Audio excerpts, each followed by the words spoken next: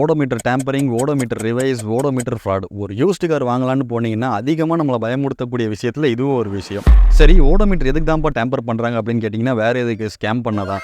நீங்க ஒரு கார் வாங்கும்போது இந்த மாதிரி ஸ்கேம்ஸ்லாம் அவாய்ட் பண்ணிக்கணும்னா, இந்த வீடியோ ஃபுல்லா பாருங்க.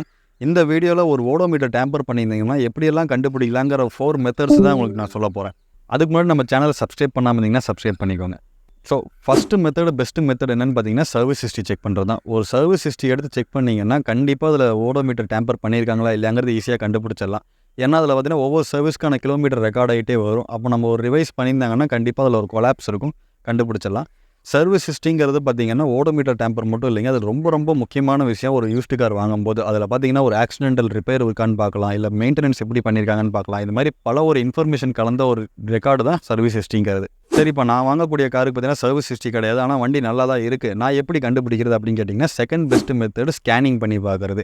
இந்த ஓபடி டூல் போட்டு ஸ்கேன் பண்ணுவாங்க பார்த்தீங்களா, இந்த ஸ்கேன் பண்ணி பார்த்தீங்கன்னா ஆல்மோஸ்ட் நிறைய வண்டியில் பார்த்தீங்கன்னா அது ஒரு ரெக்கார்ட் டேட்டா வந்து சேவ் பண்ணிடும். இந்த வண்டியில் சம்திங் எரர் இருக்குது, இந்த ஓடோமீட்டர் ரிவைஸ் பண்ணியிருக்காங்க, இது மாதிரி வந்து ஒரு இண்டிகேஷன் கொடுத்துரும். அப்போ ஸ்கேன் பண்ணி பார்க்குறது மூலிமா ஓடோமீட்டர் டேம்பரிங் ஆகிருக்கா இல்லையாங்கிறது ஓரளவுக்கு கண்டுபிடிச்சலாம். ஒரு ஓடோமீட்டர் டேம்பரை கண்டுபிடிக்கிறதுக்கு சர்வீஸ் ஹிஸ்ட்ரி ப்ளஸ் இந்த ஸ்கேனிங், இது ரெண்டு வச்சு பார்க்குறது தான் ஒரு ப்ராப்பரான வேன்னு சொல்லலாம். சரி, இதெல்லாம் இல்லாமல் ஒரு காரை பார்த்து நம்மளால் சொல்ல முடியுமான்னு கேட்டிங்கன்னா சொல்ல முடியும். அதோட வேர் அண்ட் டியர் வச்சு பார்க்கலாம். தேர்டு பாயிண்ட் இதில் என்னென்னு பார்த்தீங்கன்னா, காரோட வேர் அண்ட் டியர் பார்க்குறது. இதில் டிரைவர் மேக்ஸிமமாக யூஸ் பண்ணக்கூடிய பொருட்கள்லாம் எப்படி இருக்குங்கிறது பார்க்கணும். அந்த காம்போனன்ட்ஸ்லாம் தேய்மானம் எப்படி இருக்குது. எக்ஸாம்பிள் பார்த்தீங்கன்னா, ஆக்சிலேட்டர், பிரேக்கு, கிளச்சு, இந்த 3 பெடலும் பார்த்தீங்கன்னா தேய்மானம் ஆகிருக்கா. இதில் ரப்பர் பூட்லாம் போட்டிருப்பாங்க, பட் ரப்பர் பூட்டையும் தாண்டி தேய்மானங்கள் ஆகிருக்கும் அதிகமாக யூஸ் பண்ணியிருந்தோன்னா.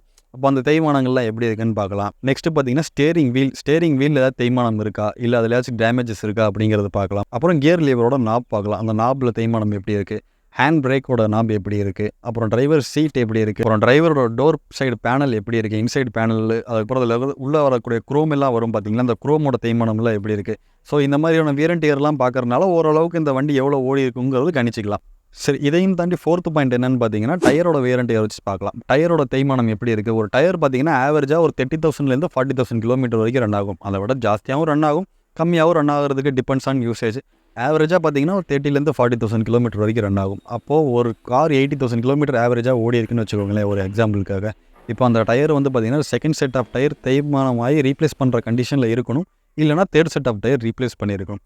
இது பண்ணலை, இதில் வேறு மாதிரி இருக்குது, டிஃப்ரெண்ட்டாக இருக்குன்னா அதை வச்சு நம்ம ஒரு அஸ்யூம்ஷன் பண்ணிக்கலாம் இந்த ஓடோமீட்டர் எவ்வளோ ஓடி இருக்கும் அப்படிங்கிறது. ப்ளஸ் இன்னொன்று என்ன, அந்த டயரில் வந்து பார்த்திங்கன்னா மேனுஃபேக்சரிங் இயர் மென்ஷன் பண்ணியிருப்பாங்க அண்ட் மந்த் மென்ஷன் பண்ணியிருப்பாங்க.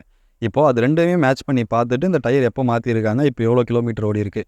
ஸோ இந்த மாதிரியான கனெக்டிங் பாயிண்ட்ஸை வச்சு தான் நம்ம கண்டுபிடிக்க முடியும். டேரெக்டாக கண்டுபிடிக்க முடியலனாலும் அவ்வளோதாங்க. இது 4 பாயிண்ட் ஒழுங்காக நம்ம செக் பண்ணோம்னா, ஏதோ ஒரு பாயிண்டில் மிஸ் ஆனாலும் ஒரு பாயிண்டில் கண்டுபிடிச்சலாம் இந்த மீட்டர் வந்து டேம்பர் ஆகிருக்கு அப்படிங்கிறது. இப்போ நம்ம என்னென்ன பார்த்தோம்னா, ஒரு ஓடோமீட்டர் டேம்பர் பண்ணுறதுக்கு நம்ம கண்டுபிடிக்கக்கூடிய 4 வழிகளில் ஃபஸ்ட்டு என்னென்னா சர்வீஸ் ஹிஸ்ட்ரி, செகண்டு ஸ்கேனிங் பண்ணுறது, தேர்டு வந்து தேய்மானம் பார்க்குறது, ஃபோர்த்து ஒன்று டயரோட பார்க்குறது.